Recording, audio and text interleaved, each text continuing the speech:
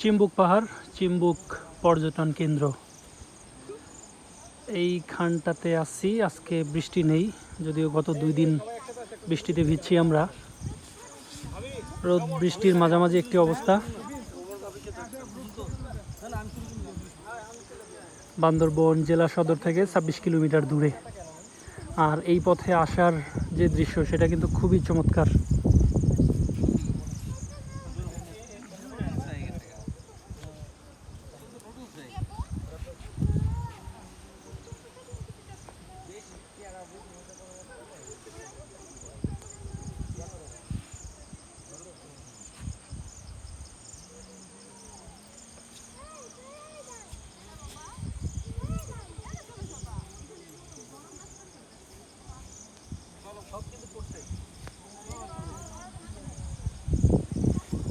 আমি একটু ঝুম করে যে কোনো একটি ঝুমঘর দেখাই, যেখানে আদিবাসীরা থাকেন।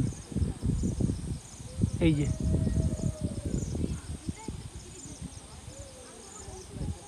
এরকম অনেকগুলো ঝুমঘর আছে এই জায়গাটাতে।